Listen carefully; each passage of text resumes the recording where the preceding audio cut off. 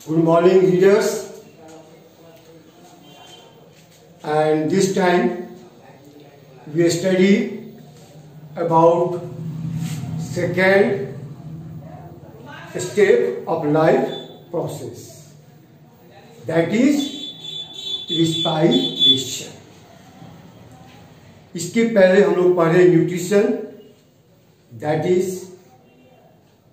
was the first life process, and this is second one, that is respiration. ये second step है, second life process है. इसका मकसद क्या है, इसका एम क्या है? इसका एम है, इसका मकसद है to get more and more oxygen inside the body. हम लोग ज्यादा से ज्यादा जितने भी लिविंग ऑर्गेनिजम्स हैं, कोई भी लिविंग ऑर्गेनिजम्स, इस क्रिया के द्वारा मैक्सिमम वे लोग ऑक्सीजन को प्राप्त करते हैं. दे ऑब्टेन ऑक्सीजन. ये ऑक्सीजन क्या करता है?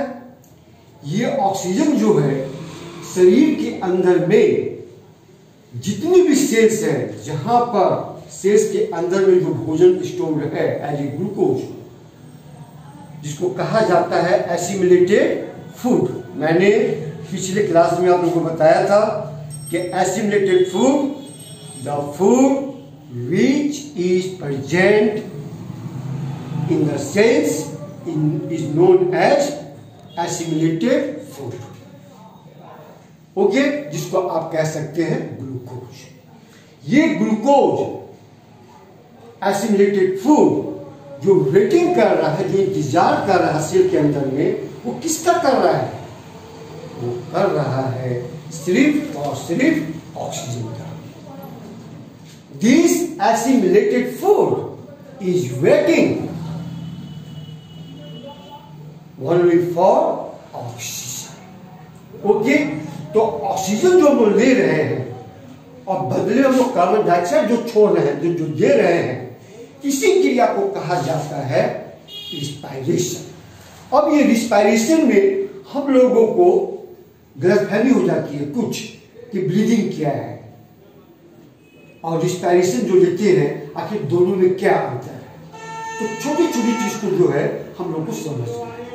Okay, thank you. मैं कहता हूँ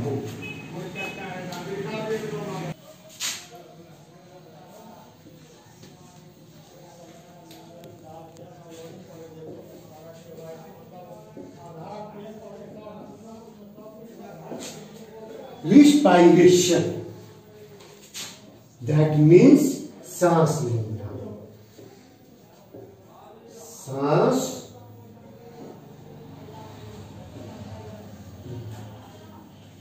सांस जो वो लेते हैं अपने आप ऑटोमेटिकली, मैं भी आपसे बात कर रहा हूं और सांस भी लिया जा रहा है, O2 भी लिया जा रहा है, कार्बन डाइऑक्साइड को छोड़ा भी जा रहा है. ठीक, तो सांस जो ले रहे हैं, यहां पर कुछ हम लोग को कंफ्यूजन हो जाता है. सांस लेने की क्रिया एक होती है breathing,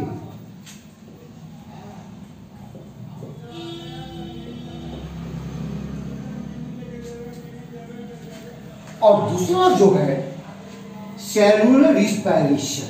cellular respiration.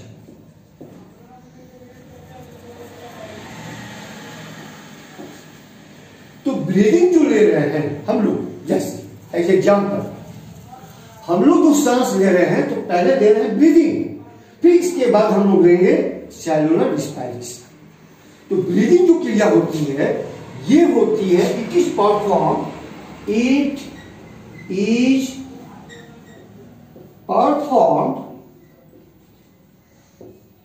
By lungs. Okay, whereas it is performed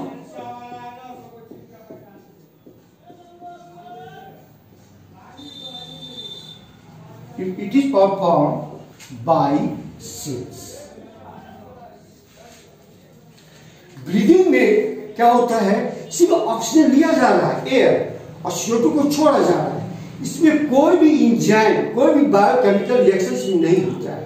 it is the only way by which O2 is taken in, whereas CO2 is expelled out। तो यहां पर हम लोग कह सकते हैं कि it is totally physical process, it is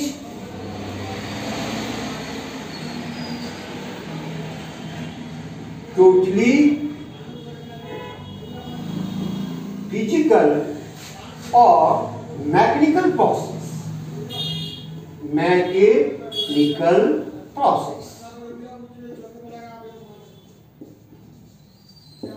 But cellular respiration, it is chemical process, it is biochemical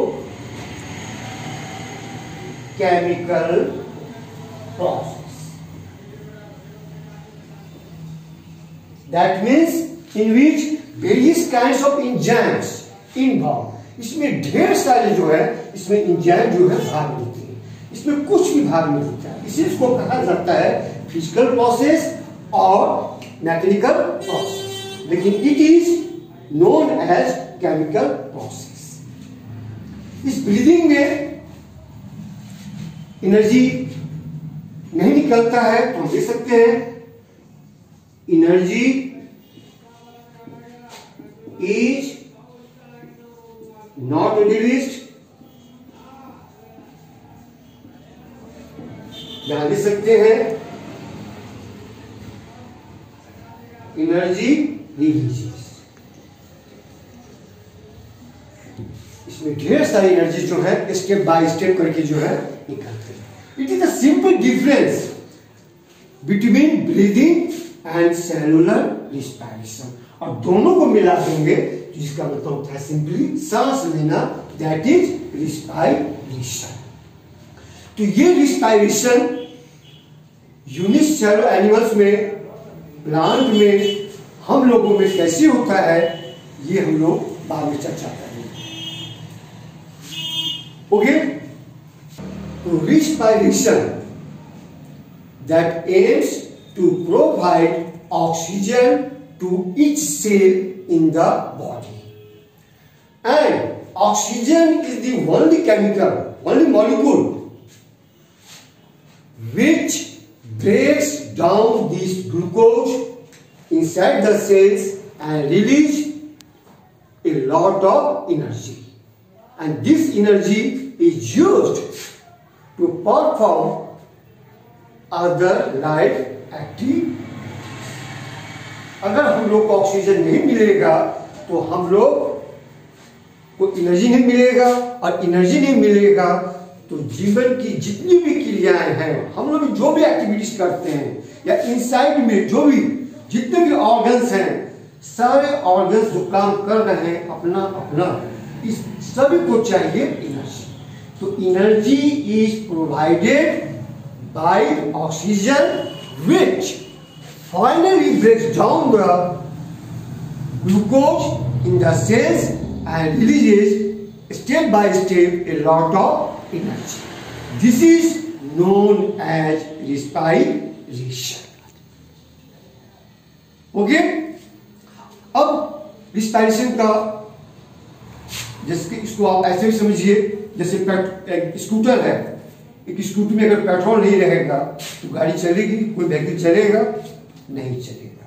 इसी प्रकार से हम लोग के शरीर में जितने भी लिविंग फॉर्म्स हैं, इन सभी को एनर्जी के लिए चाहिए ऑक्सीजन। इसके अलावा ऑक्सीजन जो है it also maintains the body temperature, heart beat, cardiac output, it also maintains the water regulation inside the body. तो आप इमेजिन कर सकते हैं कि रिस्पिरेशन की जो क्रिया है ये हम लोग के जीवन में कितना महत्वपूर्ण है। अब अगली बार जो है हम लोग स्टेप बाय स्टेप रिस्पायरेशन का जो प्रोसेस है इसके बारे में हम लोग ध्यान करेंगे। ओके।